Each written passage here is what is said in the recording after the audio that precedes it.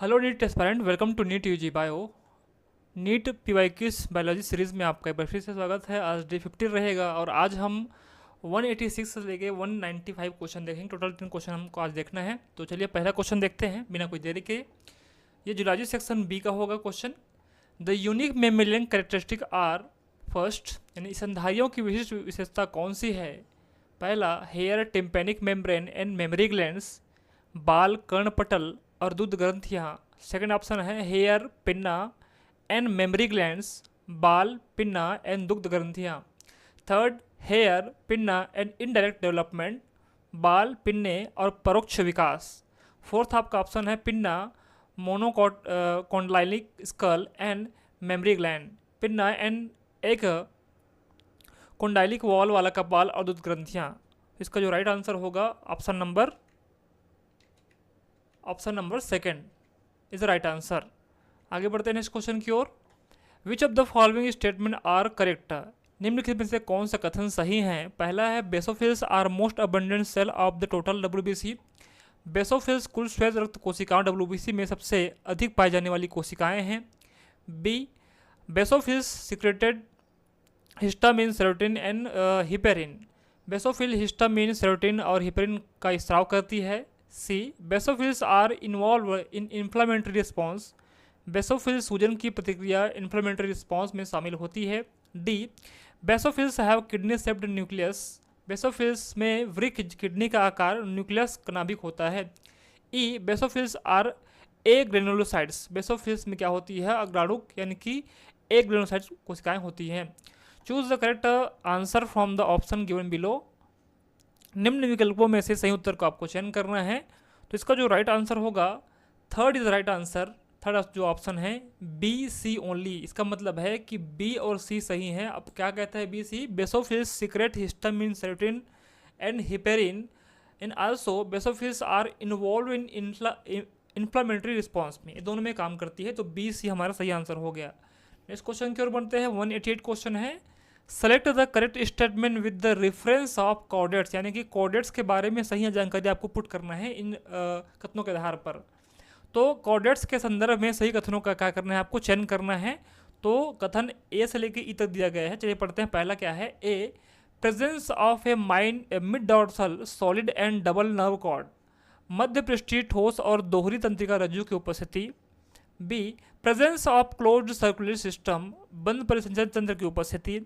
C, presence of paired pharyngeal gill slits, युग्मित ग्रसनी Gill slit की उपस्थिति। प्रेजेंस ऑफ डॉर्सल हार्ट, पृष्ठीय हृदय डॉर्सल हार्ट की उपस्थिति। ट्रिप्लोब्लास्टिक स्यूडोसिलोमेट एनिमल्स, त्रिस्तरी चाह कोशिका जीव। Choose the correct answer from the option given below.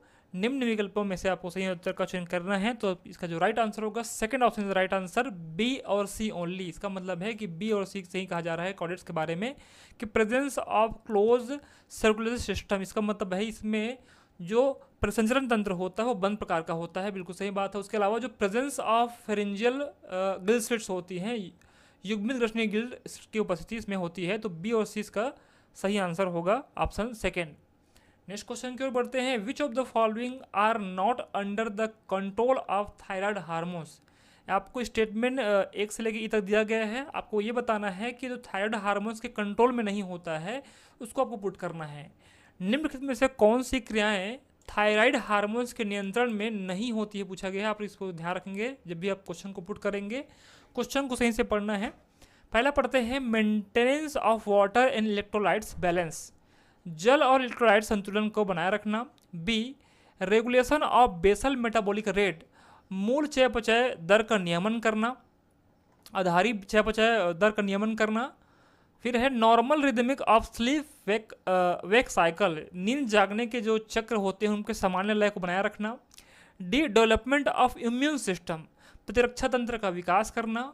उसके अलावा support the process of RBC formation, इसको हम कहते हैं इरेथ्रोपोइसिस, तो लाल रक्त कोशिकाएं आरबीसी के निर्माण की प्रक्रिया को समर्थन देना। तो choose the correct answer from the option given below. आपको 4 ऑप्शन दिए गए हैं जो थायराइड हार्मोन्स के कंट्रोल में नहीं है पूछा गया है। तो जो इसका जो राइट आंसर होगा option C is right answer, C, D only. जो सी और डी हैं ये इनके कंट्रोल में नहीं होती, यानी कि जो हमारे जो वेकअप साइकिल है, जो हमारी स्लीपिंग जो साइकिल है, और इम्यून सिस्टम इसके अंडर नहीं आता है। जो थायराइड हार्मोन इसका कंट्रोल नहीं करता है, बाकी सबका कंट्रोल ये करता है। चलिए आगे बढ़ते हैं नेक्स्ट क्वेश्चन की ओर। 190 क्वेश्चन है। इन कॉकरोच जो तिलचट्टा होता है, इसको हम कॉकरोच कहते हैं।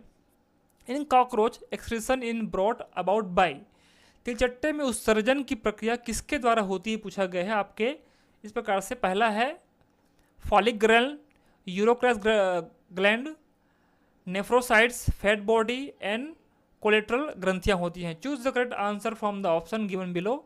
निम्न विकल्पों में से आपको सही विकल्प को चयन आपको करना है। इसका जो राइट ऑप्शन होगा, option number C right answer, केवल बी सी डी। ये कहाँ कहाँ पे होता है? B C D. इसका मतलब है कि यूरोक्रॉस ग्रंथि, नेफ्रोसाइट्स और वसा पिंड द्वारा क्या करते हैं, ये कॉकरोच एक्सक्रीशन को शो करते हैं। इसको आप ध्यान रखेंगे। आगे बढ़ते हैं। The part of human brain, देखो ह्यूमन ब्रेन से क्वेश्चन आया हुआ है न्यूरॉन सिस्टम से। The part of human brain that help in regulation of sexual behaviour, expression of excitement, pleasure, rage, fear, etcetera. तो मानव मस्तिष्क के वे भाग जो व्यवहार के नियंत्रण, उत्तेजना, आनंद, क्रोध और भय की आदि की जो अभिव्यक्ति होती है इसमें सहायक होते हैं, वे कौन से हैं? तो आपके ऑप्शन फर्स्ट हैं limbic system in hypothalamus, corpora quadrigemina in hippocampus, brain stem in epithalamus, corpus callosum in thalamus.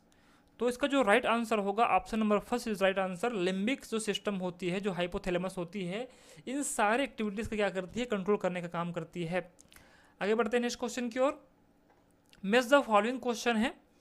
पहला है mast cell ciliated epithelium, inner surface of bronchiole areolar connective tissue, blood cuboidal epithelium, tubular part of nephron, specialised connective tissue. Choose the correct answer option given below. तो आपको इस प्रकार से इसका matching करना है। तो इसका जो राइट आंसर होगा option number third is right answer. अब क्या बोला गया है? ए का सेकेंड जो मस्ट सेल होता है, ए का सेकेंड क्या हो गया है बताओ? एरियोलर संयोजी उतक होगा, कनेक्टिव टिश्यू होगा किसमें? मस्ट सेल में।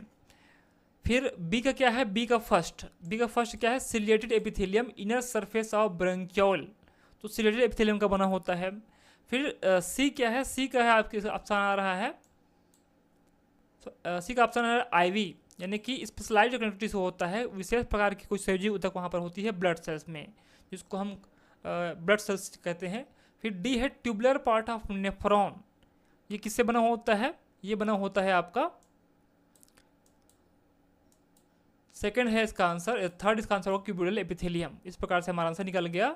तो ए second, B one, C fourth, D three, ये हमारा राइट आंसर होगा। नेक्स्ट क्वेश्चन की ओर बढ़ते हैं। मैच द फॉलोइंग क्वेश्चन ये भी है।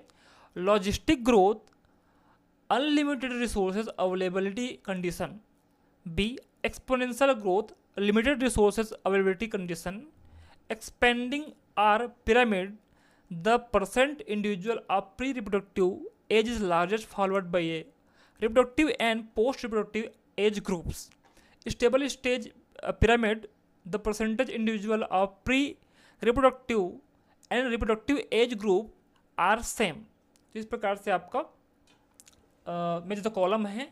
तो लॉजिस्टिक वृद्धि क्या होती है इसको आपको बताना है, इसमें मैच करना है। असीमित संसाधन उपलब्धता की स्थिति, एक्सपोनेंशियल वृद्धि, सीमित संसाधन उपलब्धता की स्थिति, विस्तारित आयु पिरामिड, पूर्व प्रजनन आयु के व्यक्तियों का प्रतिशत सबसे अधिक होना, इसके बाद प्रजनन और उत्तर प्रजनन आयु समूह आते हैं।